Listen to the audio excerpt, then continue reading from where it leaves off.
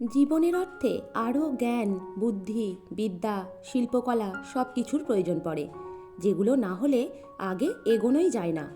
আর এই সব কিছুর দেবী সরস্বতী। তাকে সন্তুষ্ট করতেই এই সব কিছু নিজের কাছে রাখা যায় আর উন্নতিও করা যায়। নমস্কার বন্ধুরা, আমি অর্পিতা। আরও একটি নতুন ভিডিওতে আপনাদের সকলকে স্বাগত জানাই। আজ এই ভিডিওটিতে আমি আলোচনা করব দেবী সরস্বতীকে সন্তুষ্ট করার জন্য আমরা কি কি করতে পারি। তাই বন্ধুরা, ভিডিওটি স্কিপ না করে মনোযোগ সহকারে শুনবেন। ভালো লাগলে অবশ্যই লাইক এবং শেয়ার করবেন এবং কমেন্টে মা সরস্বতী লিখতে ভুলবেন না। তো আসুন বন্ধুরা, শুরু করা যাক আজকের এই গুরুত্বপূর্ণ ভিডিওটি। শাস্ত্রমতে সরস্বতী পুজো বা বসন্ত পঞ্চমীর দিনটি অত্যন্ত পবিত্র বলে মনে করা হয়। এদিনই ব্রহ্মার মুখ থেকে আবির্ভূতা হন মা সরস্বতী। এই বছর বুধবার 14ই ফেব্রুয়ারি গোটা দেশে পালিত হবে বসন্ত পঞ্চমী। বাঙালিরা এদিন সরস্বতী পুজো করে থাকেন। মাঘ মাসের শুক্লপক্ষের পঞ্চমী তিথিতে পালিত হয় বসন্ত পঞ্চমী। এদিন থেকেই সূচনা হয় বসন্ত ঋতুর। শাস্ত্রমতে এদিন দেবী সরস্বতী আবির্ভূতা হন। সেই সময় সমস্ত দেবদেবীরা তার বন্দনা করেন। বসন্ত পঞ্চমী তিথি প্রকৃতির সঙ্গে সম্পর্কযুক্ত, কারণ এদিন থেকেই প্রকৃতির পরিবর্তন হয়, নতুন ঋতুর সূচনা হয়। দেবী সরস্বতীকে সন্তুষ্ট করার জন্য বিভিন্ন রকমের ফল, ফুল, নৈবেদ্য অর্পণ করার পাশাপাশি এমন অনেক নিয়ম রয়েছে যেগুলি পালন করার জন্য তিনি সকলের ওপরে সন্তুষ্ট হন।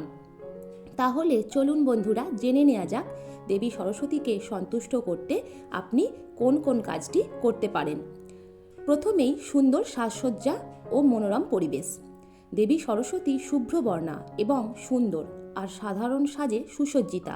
তিনি এতটাই সাধারণ সাজ আর ছিমছাম পরিবেশ পছন্দ করেন, তার নতুন করে বলার কিছু নেই।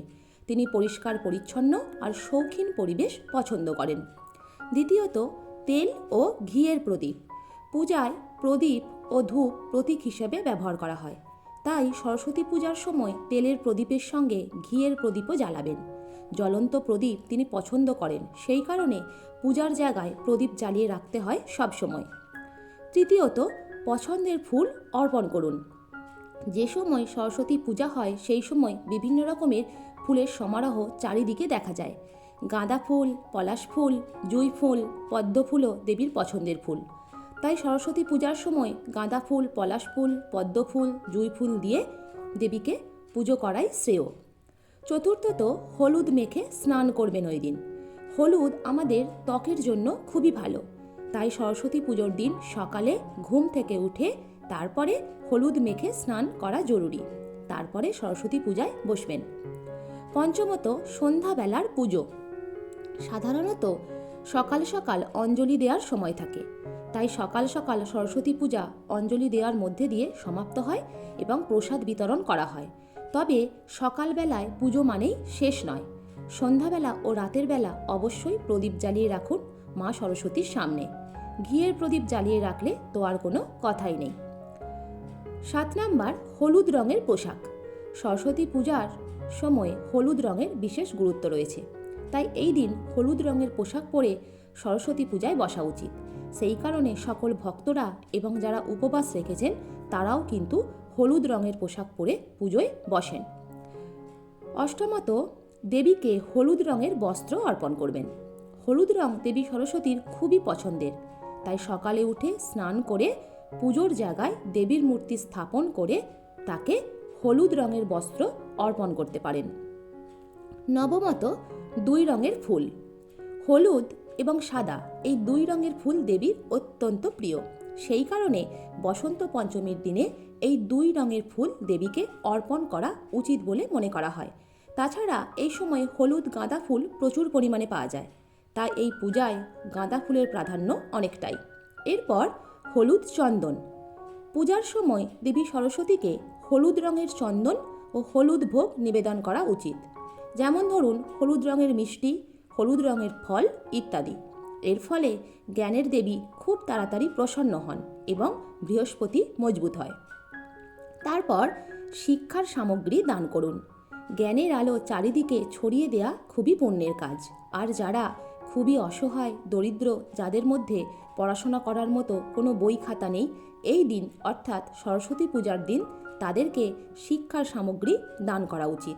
যেমন ধরুন বই, খাতা, কলম ইত্যাদি, যাতে তারা ভালোভাবে পড়াশোনা করতে পারে। এছাড়া ময়ূরের পালক কথাটা অনেকের কাছে অযুক্তিকর লাগলেও এই নিয়ম অনেকেই পালন করেন, আর এটা একটা বিশ্বাসে পরিণত হয়েছে। সরস্বতী পুজোর সাথে সাথে বইয়ের পূজাও করা হয় এবং সেই বইয়ের মধ্যে ময়ূরের পালক অর্থাৎ ময়ূর পঙ্খ রাখলে ছাত্রদের পড়াশোনার একাগ্রতা বৃদ্ধি পায়। তারপর সরস্বতী মন্ত্র জপ।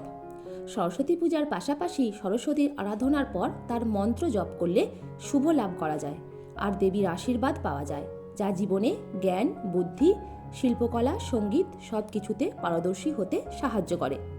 দেবী সরস্বতী খুবই শান্ত প্রকৃতির দেবী, তাই তাকে সন্তুষ্ট করতে আপনাকে বেশি কষ্ট করতে হবে না। শুধু সামান্য কিছু নৈবেদ্য আর এই রকম কিছু নিয়ম পালন করলেই তিনি অল্পেতেই আপনার উপরে সন্তুষ্ট হবেন আর জ্ঞান, বুদ্ধি, বিদ্যা, শিল্পকলা, সঙ্গীত সব কিছুই আপনার আঁচলে ঢেলে দেবেন। তো বন্ধুরা, কেমন লাগলো আজকের ভিডিও? আশা করি আপনাদের ভালো লাগবে। আর যদি ভালো লেগেই থাকে তাহলে আমার চ্যানেলটিকে লাইক, কমেন্ট, শেয়ার এবং সাবস্ক্রাইব করে পাশে থাকবেন। সবাই ভালো থাকবেন, সুস্থ থাকবেন। সরস্বতী পূজায় আপনাদের অনেক ভালো কাটুক। ধন্যবাদ।